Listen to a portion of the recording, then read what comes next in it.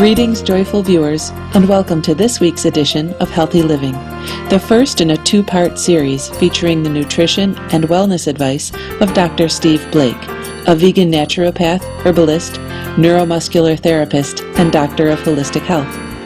Dr. Blake is the author of the books Vitamins and Minerals Demystified, Healing Medicine, and Understanding Dietary Fats and Oils, the creator of health-related software such as Diet Doctor, a nutritional analysis program, and Herb Doctors, an electronic compilation of herbal remedies for various health conditions, as well as the founder of the College of World Health in Maui, Hawaii, USA.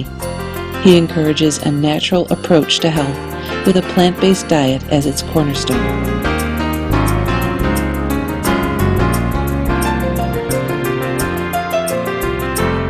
It's estimated that every cell in our body is attacked 10,000 times a day by free radicals. And you know we have 100 trillion estimated number of cells in our bodies. So that's really quite a lot. Luckily, our bodies have two different types of defenses against free radicals. One is the vegetables and fruits that we eat are loaded with antioxidant vitamins and also with antioxidant bioflavonoids and other polyphenols inside the plants. Our other system of antioxidant protection involves our internal systems that are designed to scavenge these free radicals and to neutralize them and stop any damaging chain reactions that could happen.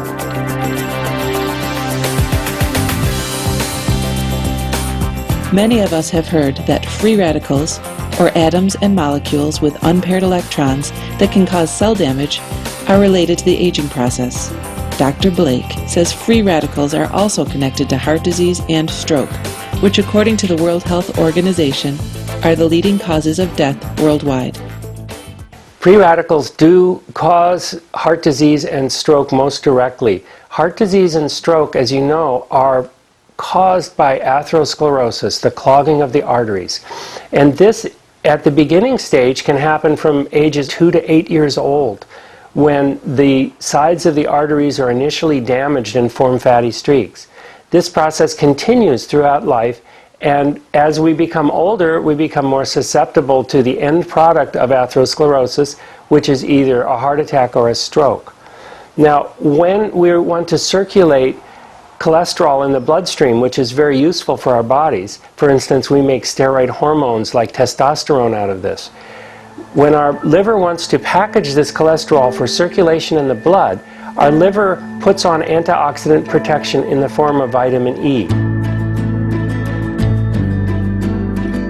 When accompanied by this antioxidant, low-density lipoprotein, or LDL cholesterol, can be beneficial to us. However, insufficient amounts of vitamins E and C in the body leads to LDLs becoming oxidized by free radicals, thus injuring us.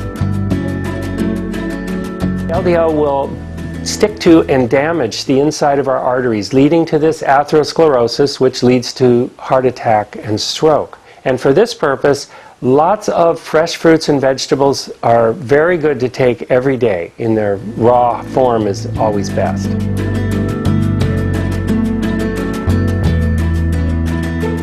What about taking a synthetic vitamin E supplement to avoid harm from free radicals? Is this the equivalent to eating vitamin E-rich foods for protection? Synthetic vitamin E contains 8 different isomers. Isomers are similar molecules but a different shape. This isomer is not an antioxidant, but it's present in synthetic vitamin E.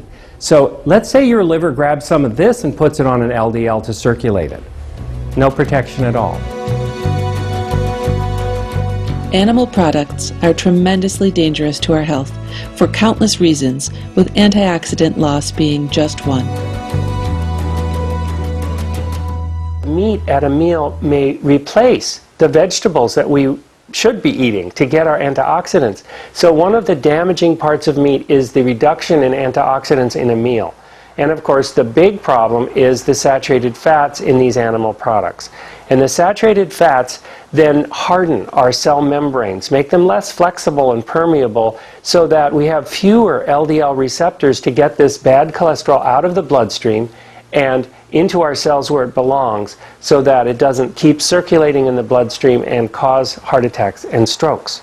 So one thing that's important is that we supply ourselves with enough vitamin E through nuts and seeds. 1 serving per day would be perfect. And that we supply ourselves with abundant vitamin C and also vitamin A in the form of beta-carotene. And for this purpose, lots of fresh fruits and vegetables are very good to take every day. In their raw form is always best. Our body can also make antioxidants to neutralize free radicals. We asked Dr. Blake to speak about how this process works. Our bodies need to neutralize the free radicals that are formed in normal production. For instance, when we make energy, there's something called the electron transport chain. That's a pretty fancy name, isn't it? And in this electron transport chain, sometimes we have free radicals formed. These are powerful superoxide free radicals. And our bodies wisely have developed an enzyme, a very powerful enzyme, called superoxide dismutase. And this breaks up and neutralizes the superoxide into a less toxic compound that can be further neutralized. Now, there are 3 forms of SOD in the body.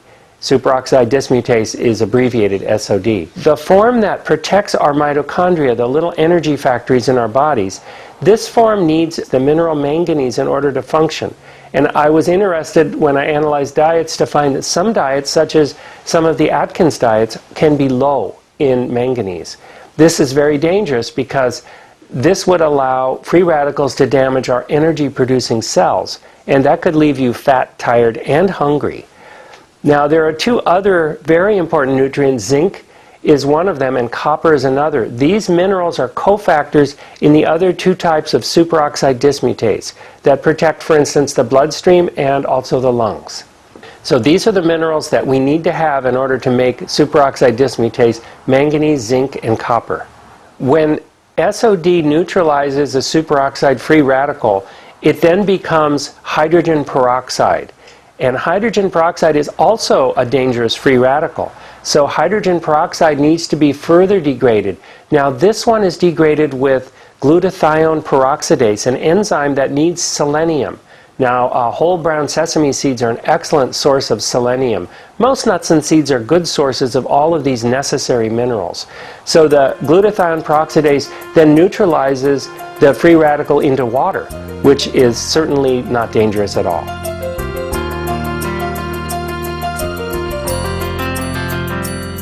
Diet Doctor is a computer program which allows one to input all foods consumed during the course of the day and then receive an instant analysis of nutritional intake, including antioxidant levels.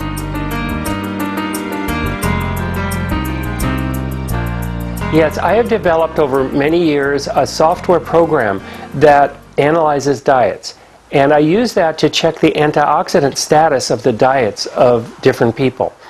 And one way to do this is to look at standard diets like the Zone diet or the Atkins diet or the Mediterranean diet and see how much antioxidant vitamins and minerals are taken in with these diets. So I found, for instance, that the standard American diet has very low antioxidants. In general, vitamin E is quite low and vitamin C and beta-carotene are too low. But the diets that really look good for antioxidants were the vegan diets, especially the whole food vegan diet and the raw food vegan diet. These diets seem to be abundant in antioxidants, and perhaps this is why they're so useful in helping people recover from both heart disease and from cancer. It's that they provide the antioxidants that our bodies need to quench all the free radicals and in a timely manner so that damage doesn't result. There are many doctors who use a very low-fat vegan diet to especially cure heart disease.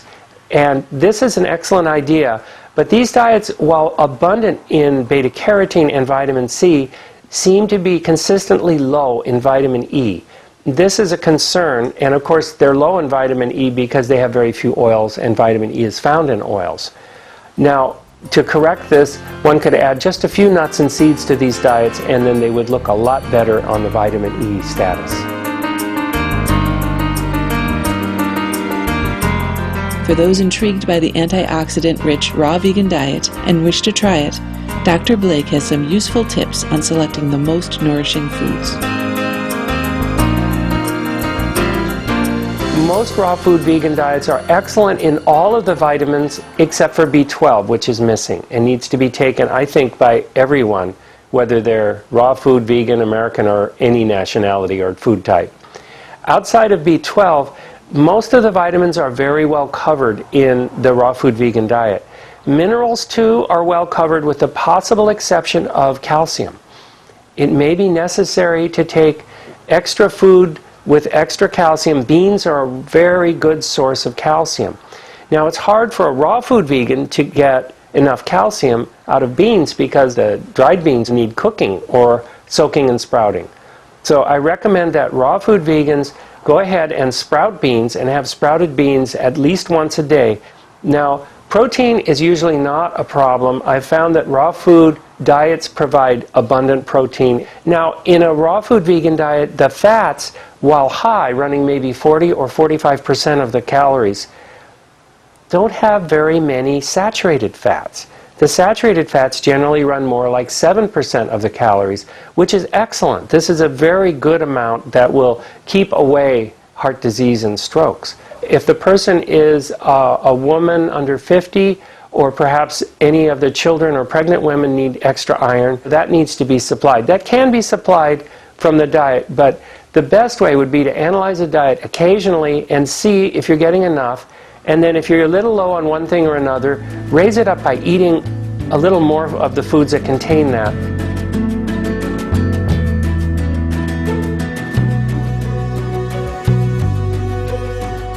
Dr. Blake, we are heartened that you are introducing so many people to the vegan lifestyle, which is truly a path to happiness and well-being.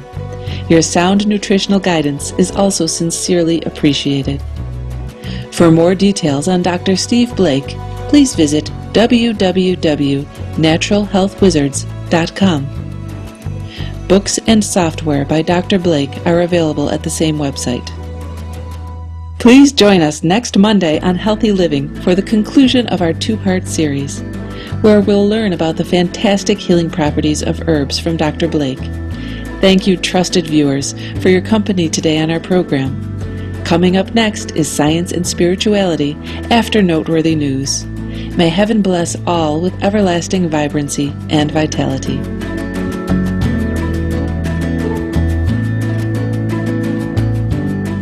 For more details, please visit www.suprememastertv.com/HL.